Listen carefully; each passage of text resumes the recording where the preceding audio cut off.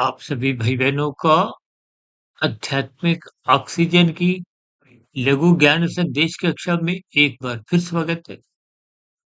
आज की चर्चा एक निंदक शब्द को लेकर करने जा रहे हैं, क्योंकि अक्सर हमारी चर्चाओं में बार बार कहा जाता है तमोगुण की निंदा करो, निंदा करो।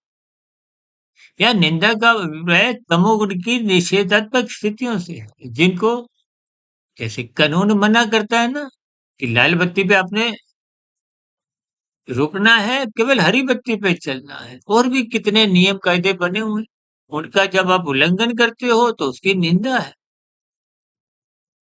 शास्त्र सम्मत कर्म करना आपका हमारा कर्तव्य है, यदि आप नहीं करते तो उसकी निंदा है। आज देखिए, समाज में झूठ, छल, कपट, ठगी, हेरा फेरी, अनीतिगत कार्य, ये डिजिटल जो हेरा फेरी है, लूटबाजी, डिजिटल अरेस्ट जैसी स्थितियां, और भी देखिए कितनी ही ऐसे स्थितियां हैं। ये सब निंदक है, इनकी निंदा की गई, इसलिए इनके अर्थ भावार्थ समझिए। ये तो मेरा आपका शरीर तामसी है। इस शरीर को तो स्वयं भगवान श्री कृष्ण जी ने इसकी महत्ता समझाते हुए इसको रथ की संज्ञा दी। किन स्थितियों में किस बात की कब निंदा है, उसके अर्थ समय विशेष में समझने हैं। अब यूं तो देखिए, नीचे की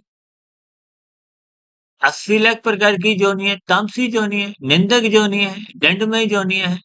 अब जेल में रहने वालों की कोई प्रशंसा थोड़ी। ये तो देखिए, साधारण स्थितियों में आप और हम गाय की पूजा भी करते हैं। पूजा का विधान भी है, क्योंकि वो आपके हमारे जीवन की एक, जैसे दूध उपलब्ध कराते हैं, और भी देखिए कई स्थितियां हैं। कुछ योगमय स्थितियों में तो उसके मूत्र की भी एक विशेष दवाई के रूप में लिया जाता है। यानी कि गाय की पूजा होने के बावजूद भी देखिए, एक साधारण मनुष्य की ऐसी इच्छा तो नहीं होती कि मैं मरने के बाद गाय बनूं। यानी कि स्थितियों के अलग अलग भाव आपको समझने चाहिए।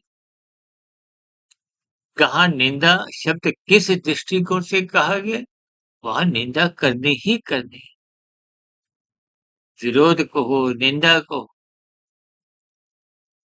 ये तो भागवत पुराण की चर्चाएं जो अक्सर सप्ताह की जग के रूप में होती है, तो वहां भी कलयुग की 5 स्थितियों का वर्णन है। दूध कीड़ा, मदपान, स्त्री संग, हिंसा और अनीतिगत कार्यों से कमाया गया था, उनकी निंदा है। उनमें कलयुग का वास। अब आप कहोगे कि कलयुग की भी निंदा है। देखिए, कलयुग की निंदा उस दृष्टिकोण से है कि जब आप तामसी स्थितियों का संग करते। जो तो देखिए, प्रकृति के 4 युगों का एक प्रवाह है, क्योंकि मनुष्य योनि पाने की जो एक पात्रता है, वो कर्मफल सिद्धांत के अनुसार जब पाप और पुण्य कर्मों की तुल्यता हो जाती है, तो मनुष्य योनि की प्राप्ति हो जाती है। अब नीचे की योनियों में पाप कर्मों का नाश होता है। उस पाप कर्मों को करते समय जो बुरे संस्कार बने, उनका नाश नहीं होता। तो वो बुरे संस्कारों के साथ ही आत्माएं जन्म लेती हैं। ये कलयुगी स्थितियां हैं। ये एक प्रकृति की एक व्यवस्था है। इन सभी स्थितियों को तर्कपूर्वक समझिए। देखिए, इन पर विस्तार से तो हमारी अलग-अलग चर्चाएँ होती हैं, क्योंकि आग आध्यात्मिक ऑक्सीजन में तो हम देखिए 4-5 मिनट की ही, 6 मिनट तक की ही वीडियो रखते हैं। इसलिए इन सभी स्थितियों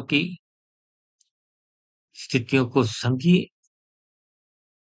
अपने जीवन में सात्विक बनिए। सत्वगुण बढ़ाने का ही अवसर मनुष्य जीवन में है। इस अवसर का लाभ उठाएँ, सत्संग करें, ब्रह्म मुहूर्त में उठें, शास्त्रों गुरु को सुनो, शास्त्रों को पढ़ो, कि आध्यात्मिक यात्रा आरंभ। इन्हीं शुभकामनाओं के साथ चर्चा विशेष को यहीं विश्राम देते हैं। दिन में कुछ शॉर्ट्स के वीडियो, शाम को सर प्लान में प्रश्नोत्तर ज्ञान कक्षा और कल सुबह ब्रह्म मुहूर्त ज्ञान उपदेश कक्षा में किसी गंभीर विषय के साथ फिर मुलाकात करेंगे। तब तक आप अपने आध्यात्मिक मित्र सुधीर भाटिया फकीर को इजाज़त दें। वीडियो संबंधित आपका कोई प्रश्न, सुझाव, कोई शिकायत की स्थिति हो, तो आपकी सभी प्रतिक्रियाओं का नीचे कमेंट्स बॉक्स पर स्वागत है। चर्चा विशेष को सुनने के लिए आप सभी भाई-बहनों का बहुत-बहुत धन्यवाद।